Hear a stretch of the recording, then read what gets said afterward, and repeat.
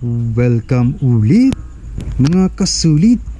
So nandito na naman tayo para sa ating update ng ating e-trike repair and restoration dito sa ating sulit o hindi sulit channel. So last time nilagay natin yung brake master, yung brake master at saka yung brake caliper.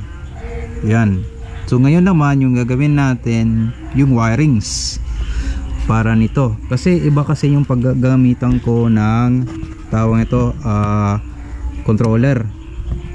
So yung gagamitin kong controller ay ito, isa itong 48 volts, I think 1000 ilan ba, 1500 watts, pero okay na yan kasi itong dati ay nasa tawag ito 60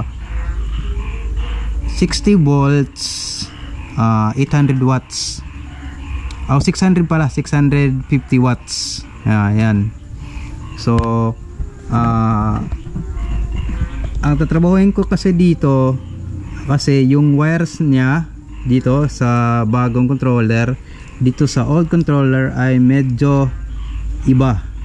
Meron lang yung iba pareho dito sa mga power at saka mga phase line. So pareho dito rin sa alarm power. So ito yung alarm power, dalawa din pareho. At ito yung throttle nya, kasi yung throttle nya dito iba sa throttle. So ito nilagyan ko ng mga marker yan throttle. So yung throttle nya dito yan, 4 na pin, pero dito alarm pala yun. Ito yung throttle. Ano ba yan? So ito yung throttle nya, tignan kung makikita nyo yan, throttle 4 na pin, 4 na pin sa throttle. Pero dito sa aking bagong controller yan, ito 3 lang. Yan yung throttle, 3. So normally 3 lang to, pero kakaiba kasi yung throttle dito 4, may extra wire. Pero okay lang, hanapin ko yung wire, kaya ito yung gagawin ko ngayon. Medyo matrabaho lang to kasi ganun din. Ito rin alarm, kung pakikita nyo dito sa wire ng alarm nya 4, pero dito sa akin yung alarm, ito yung alarm 3 lang. 3 wire lang. So talagang mag-iba. Okay lang kasi meron iba dito, nilagyan ko na ng label, madali ko nang matatagpi, makukuha kung asan yon. So ito na ba to, speed, ayan, speed selector, yung 3 speed yan. So meron ditong isa pa, nasa na yun? Ito yata yun, yung may dalawa, di ko lang dito. So ito yung tatrabahuin ko. So maglalagay lang ako ng tawag ng time lapse at ayusin ko na. Madali naman to kasi tatanggalin ko lang yung ibang mga wire dito, ay pwede naman to matanggal Marami ginagamitan lang dito ng pin, tinutulak dito sa ilalim, tsaka matatanggal mo na. So yan.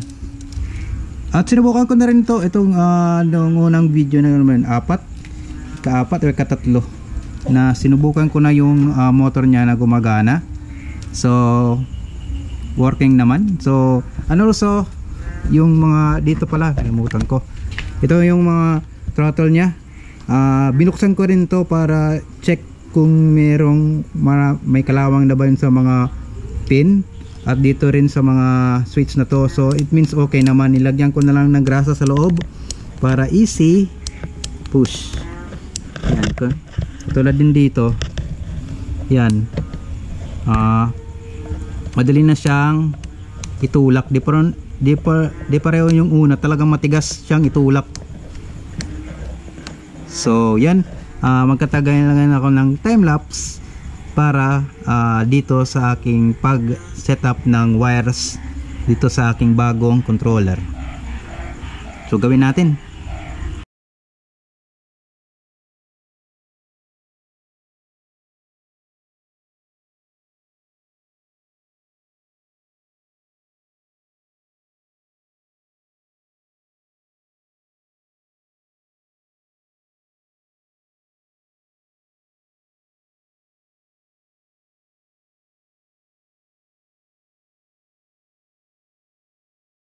Okay, upon checking, nagta-timelapse na ako. Meron pala ako napuna dito kasi reverse pala kasi yung mga connector dito. Kung sa bago kong tawag nito, controller, yung iba dito tawag ito female type. Yan. At dito naman sa tawag ito sa luma, merong ibang male type. Kung makikita nyo yung iba, yung pin nandito at saka yung ibang pin dito. So katulad nito, ano ba to? Nasaan yun? Ito yung throttle. Kung makikita nyo, 4 pin male. Nandun sa loob yung mga parang pin. Tsaka dito sa bago ko, ito yung pin ng throttle. Ayan o, female siya. So yan yung problema. So di ko na lang ginila ko magagawa ng tawag nito ng time lapse. Ikakabit ko na lang to, or di kaya mag idea to convert it to male. Kasi ang plano ko dito, pwedeng lagyan pa rin ng tawag nito itong mga connector kaya para madali kong itanggal. Kasi kung kakat ko lang at saka iso-solder, hindi naman maganda. So okay, ito na lang. Yan po, di ko na lang ilalagay dito sa video.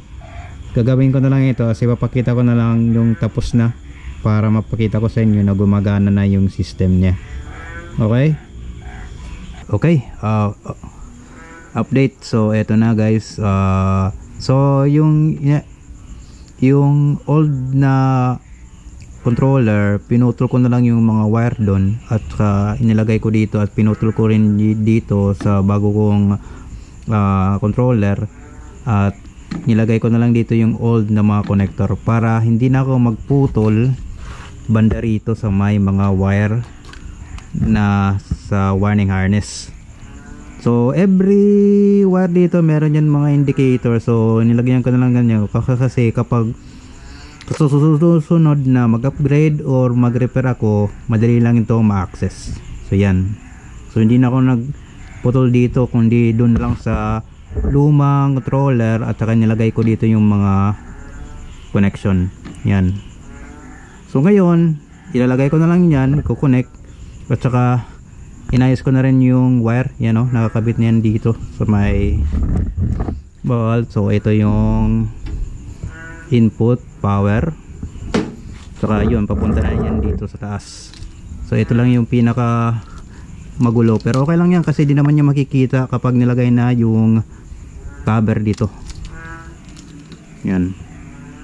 So ngayon ilagay natin. Di ko na lang lalagay yung time lapse kasi para hindi magtagal yung video natin dito. So okay, ilagay natin.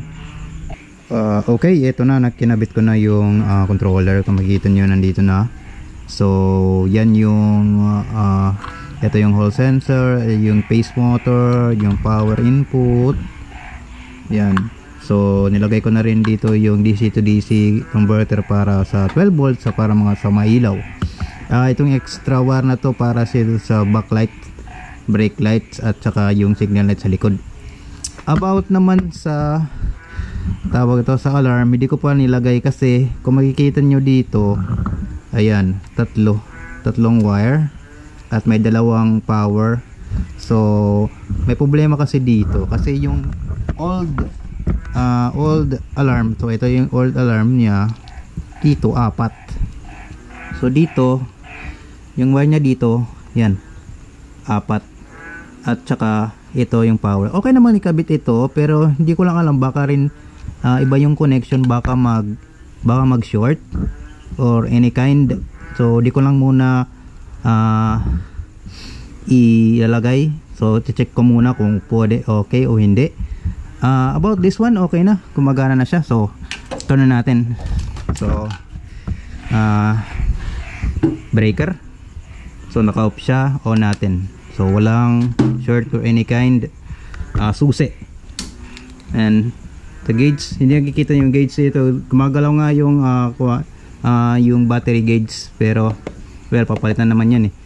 Pero okay lang, ilagay ko lang muna dito. So on natin dito yung mga para sa makita nyo. So yan. So yan, throttle natin. Ito yung throttle. Yan, umiikot na siya. Check ko pa kung asan dito yung low or 1, 2, 3 sa speed, kasi hindi ko makukuha yung speed niya.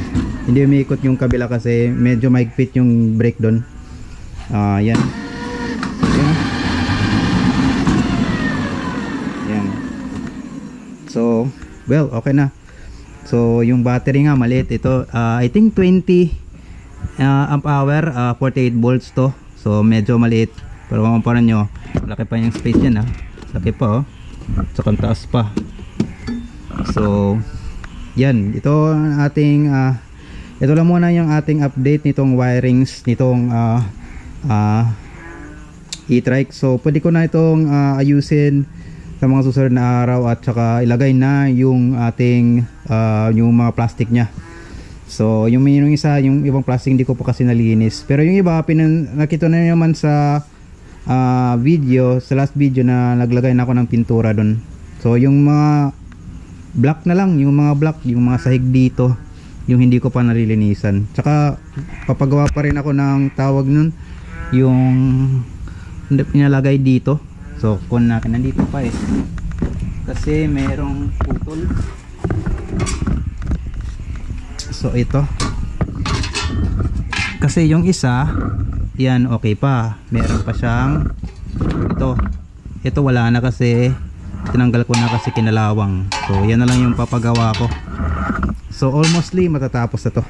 So guys, you can comment na lang below kung meron kami na po na dito, at also you can like, share and subscribe to my channel para sa ating susunod na update nitong ating e-trike repair and restoration video dito sa ating sulit o hindi sulit channel.